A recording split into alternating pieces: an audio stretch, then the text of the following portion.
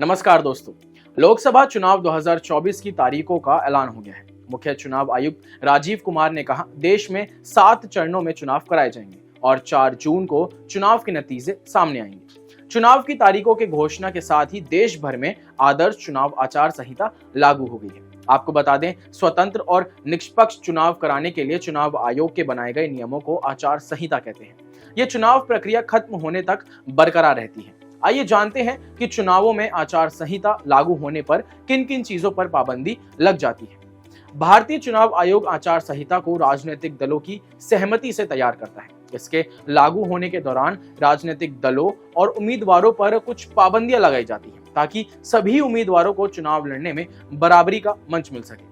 चुनाव आचार संहिता के नियम सिर्फ राजनीतिक दलों और उम्मीदवारों पर ही लागू नहीं होते। ये केंद्र सरकार या राज्य सरकार पूरी तरह से या आंशिक रूप से जिन संगठनों को फंड करती है, उन सभी को, उसके साथ उन सभी संगठनों, समितियों, निगमों, आयोगों जैसे डीडीए, जल बोर्ड आदि पर भी लागू होती है।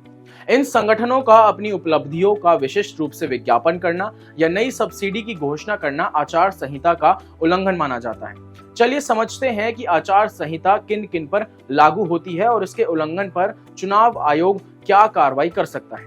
आचार संहिता लागू होते ही सार्वजनिक धन का इस्तेमाल किसी ऐसे आयोजन में नहीं किया जा सकता जिससे किसी विशेष दल को फायदा पहुंचता हो।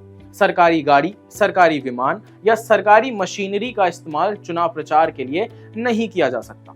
सरकारी वाहन किसी दल या प्रत्याशी के हितों को लाभ पहुंचाने के लिए इस्तेमाल नहीं किया जाएगा। सभी तरह की सरकारी घोषणाएं, लोकार्पण, शिलान्यास या भूमि पूजन के कार्यक्रम नहीं किए जा सकते हैं।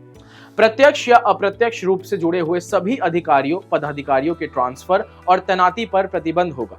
प्रिंट और इलेक्ट्रॉनिक मीडिया में सरकारी खजाने से पार्टी की उपलब्धियों के संबंध में विज्ञापन पर खर्च नहीं किया जा सकता। सत्ताधिकारी पार्टी ने अपनी उपलब्धियों वाले जो होर्डिंग्स या विज्ञापन सरकारी खर्च से लगवाए हैं, उन सभी को तुरंत हटवा दिया जाएगा।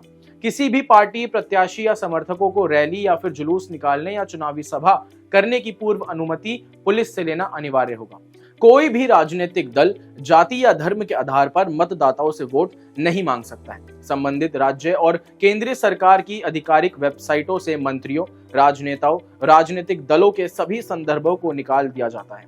कृषि संबंधी उत्पादों या न्यूनतम समर्थन मूल्य यानी कि एमएसपी निर्धारित करने के लिए सत्ताधारी पार्टी को चुनाव आयोग से परामर्श करना होगा। आपको बता दें, चुनाव आचार संहिता के नियमों का पालन करना सभी राजनीतिक दलों और उम्मीदवारों के लिए अनिवार्य है। आचार संहिता के उल्लंघन को आयोग द्वारा गंभीरता से लिया जाता है।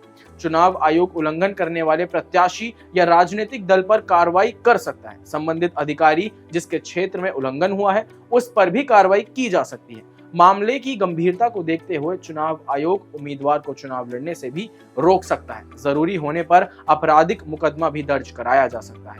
उल्लंघन करने पर जेल जाने तक का भी प्रावधान है। इलेक्शन से जुड़ी सभी खबरों को जानने के लिए बने रहिए मेरे यानी कि क्लिक इंडिया के साथ। नमस्कार।